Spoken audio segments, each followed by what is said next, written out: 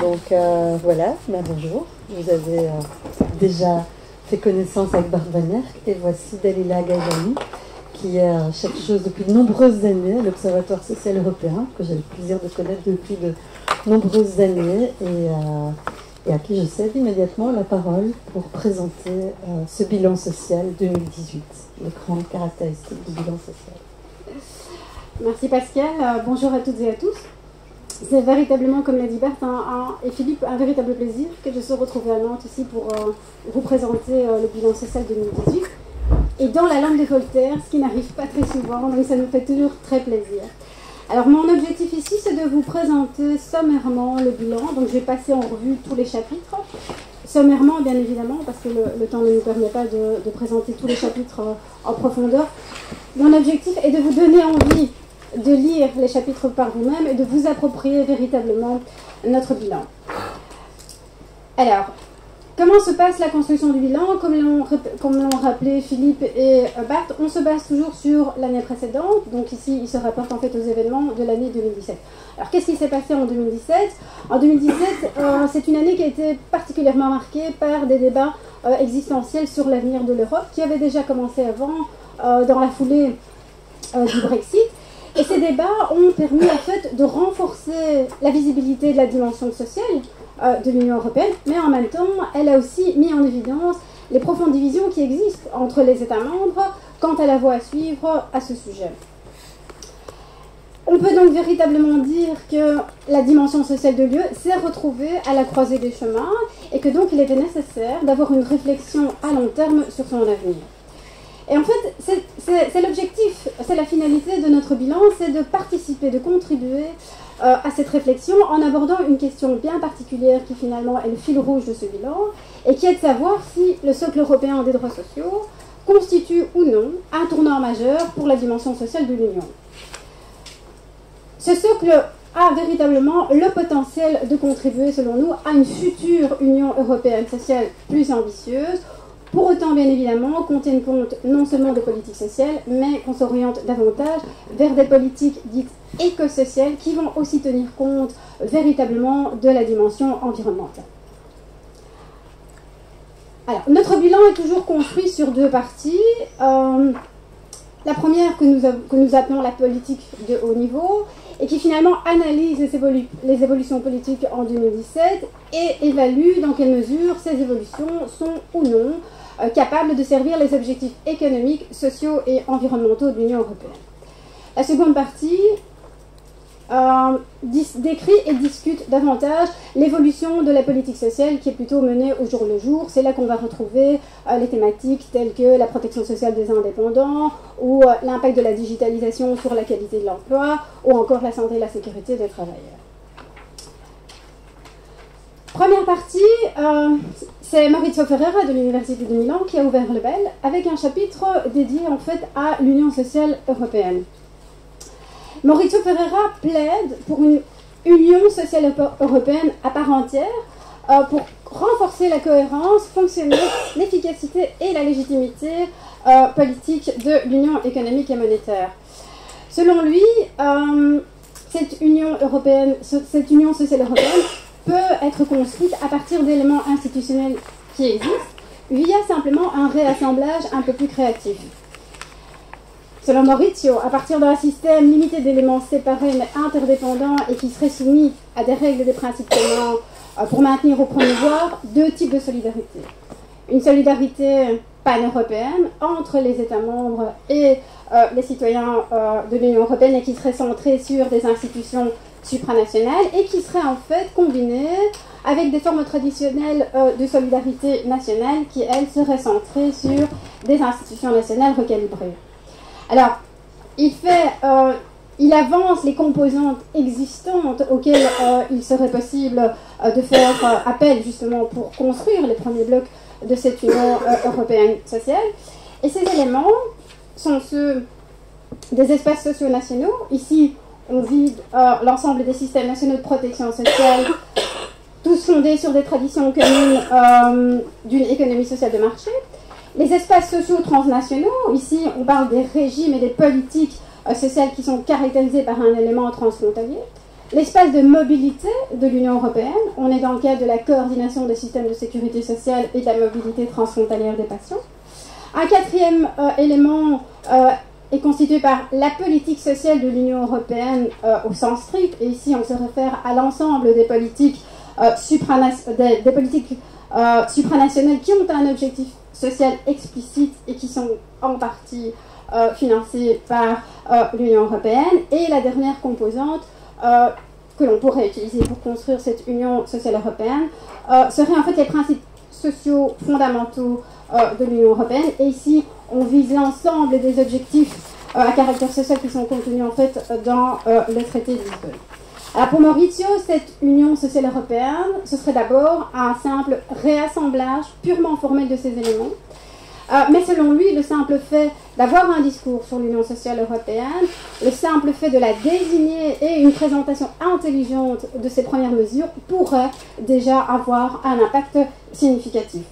Quant à la place que devrait avoir le socle européen des droits sociaux, pour Maurizio, l'Union sociale européenne inclut ce socle, mais ne coïncide pas entièrement avec lui. Et en fait, pour lui, ce socle serait le bras opérationnel des principes sociaux fondamentaux qui pourraient donner des moyens d'agir aux citoyens en leur fournissant des ressources à la fois normatives et plus orientées vers les politiques.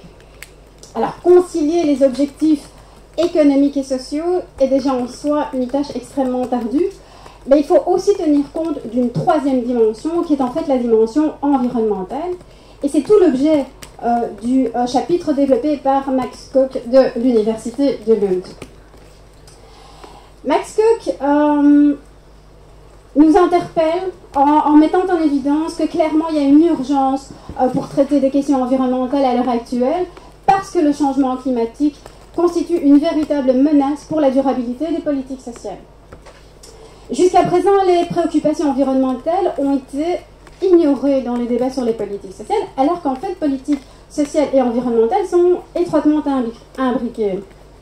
En effet, les impacts directs et indirects du changement climatique vont nécessiter des investissements publics et une reconfiguration des politiques.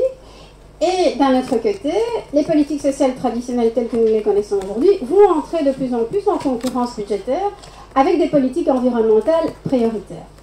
Et tout cela, comme le souligne Max Koch, va se faire dans un contexte international de double injustice. D'une part, parce que les groupes qui sont les plus touchés par le changement climatique sont ceux qui en sont le moins responsables. Et d'autre part, ce sont les pauvres qui sont les moins armés pour supporter le fardeau financier des politiques climatiques. Alors, des stratégies existent dans le monde de la recherche pour lutter contre les changements climatiques, notamment développées par Google et reprises par Max Koch. Et ces stratégies sont celles de l'optimisme irrationnel.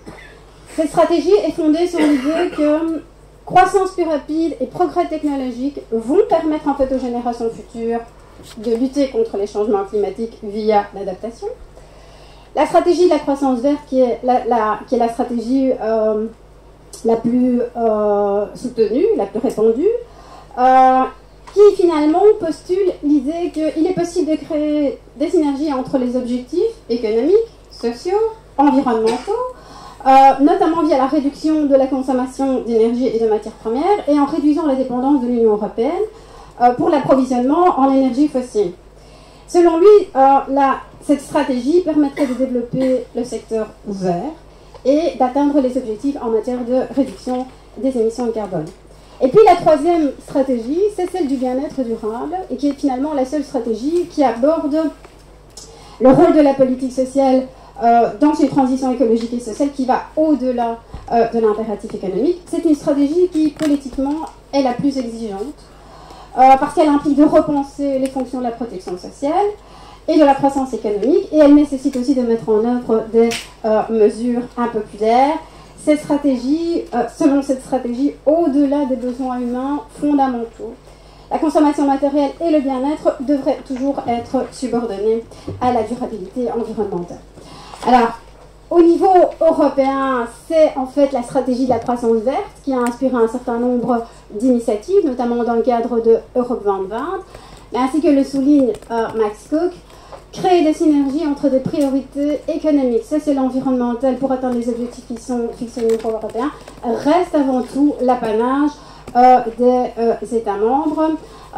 L'un des exemples les plus frappants, c'est que le seul instrument politique décidé au niveau européen était en fait de mettre en place un système européen d'échange des quotas d'émissions, et on ne peut pas vraiment dire que c'était un succès. Donc Max conclut son chapitre en soulignant la nécessité et l'urgence de mener une réflexion en profondeur pour arriver à concilier ces trois dimensions. Le chapitre suivant est celui de Sebastiano Sabato, de l'Observatoire social européen, et Francesco Corti, de l'Université de Milan. Et ces deux auteurs vont évaluer dans leur chapitre l'efficacité de la mise en œuvre du socle européen des droits sociaux en 2017 sous trois aspects. Le premier porte sur sa capacité à réorganiser ou pas l'agenda social de l'Union européenne, sur sa capacité à orienter les politiques des États membres, notamment par le biais du semestre européen, et enfin sur la possibilité que cela puisse influencer les politiques économiques de l'Union européenne. Alors, le chapitre est aussi intéressant dans la mesure où les auteurs ont choisi de comparer le socle européen des droits sociaux avec l'ancien cadre de politique sociale de l'Union européenne, qui était le Social Investment Package, afin d'identifier les éventuels éléments de continuité et de rupture. Et ils concluent, à l'issue de leur chapitre, que le socle européen des droits sociaux a induit une nouvelle approche des politiques de protection sociale et d'inclusion de l'Union européenne, qui serait celle de l'investissement social fondé sur les droits. Bart reviendra plus avant sur le socle dans sa présentation juste après.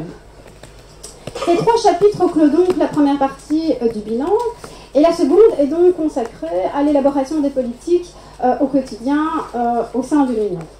Alors ici, c'est Stéphane Kleuert de l'Institut syndical européen qui s'est lancé dans l'arène. Et Stéphane Kleuert va examiner dans son chapitre les différentes propositions législatives et ou consultations des partenaires sociaux qui sont contenues dans le paquet pilier européen et dans le paquet équité sociale qui mettent en fait en œuvre le socle européen des droits sociaux.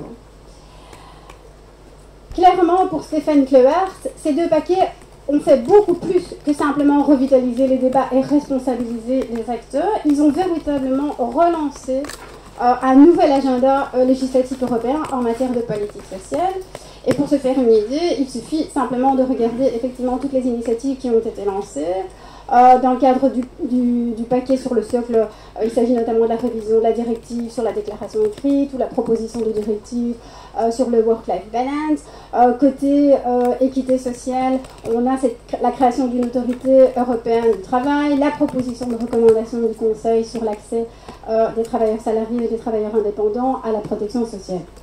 À ces initiatives s'ajoute notamment l'annonce d'une proposition concernant un numéro européen de sécurité sociale et le compromis tant attendu sur la révision de la directive sur le détachement des travailleurs.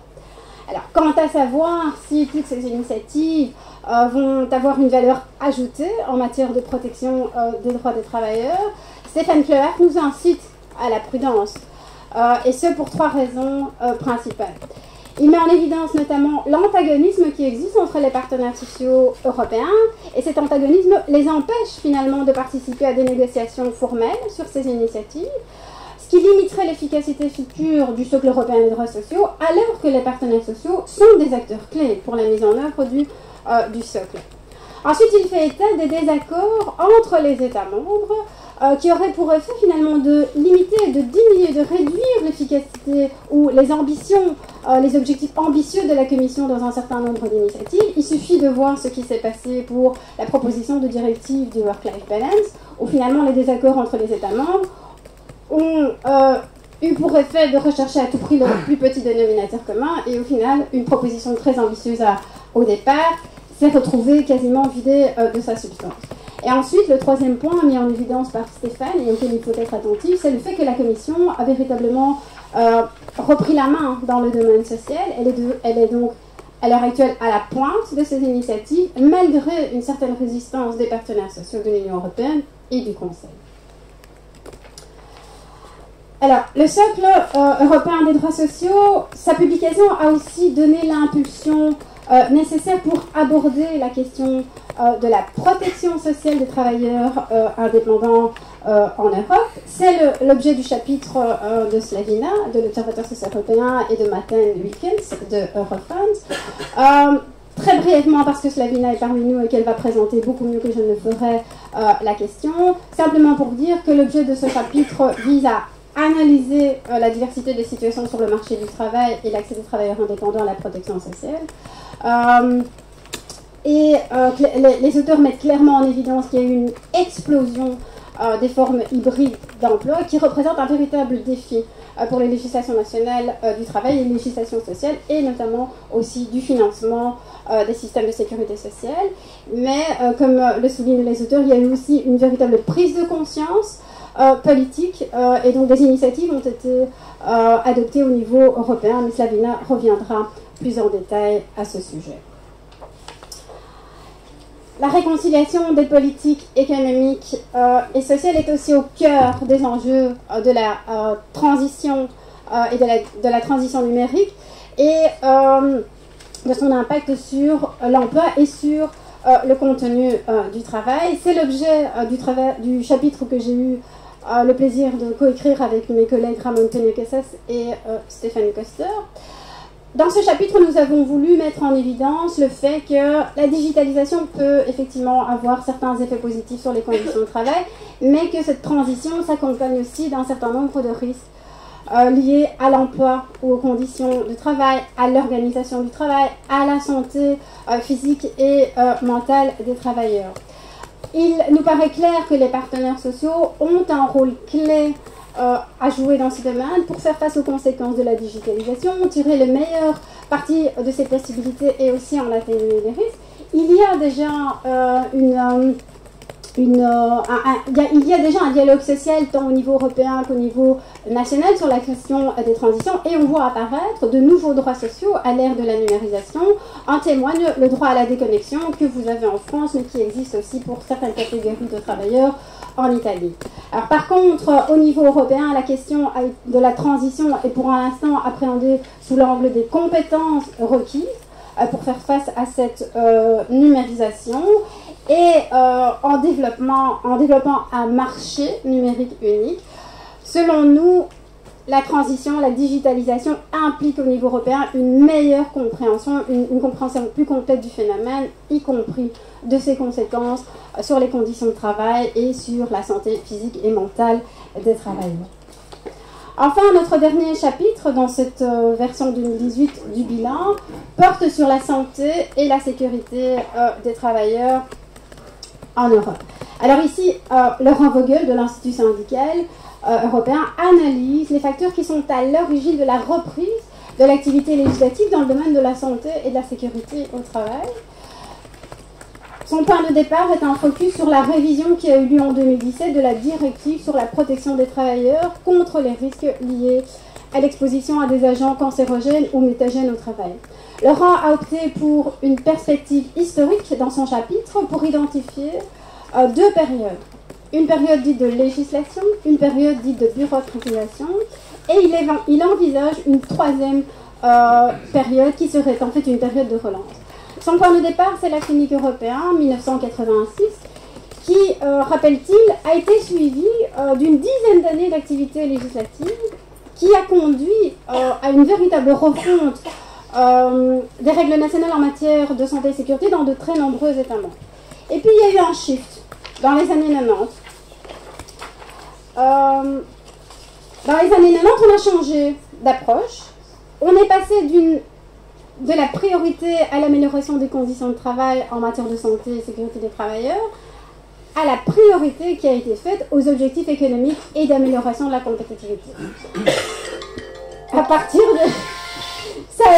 Ce changement d'approche a eu pour conséquence qu'il y a eu un blocage de facto de toute nouvelle initiative législative dans le domaine de la santé et de la sécurité au travail, jusqu'à la révision de la directive dont je parlais sur les substances cancérogènes, qui a été adoptée finalement en 2017, et qui finalement pourrait être perçue comme un changement de cap, avec un accent qui serait à nouveau mis sur le droit des travailleurs à un environnement de travail sain et sûr.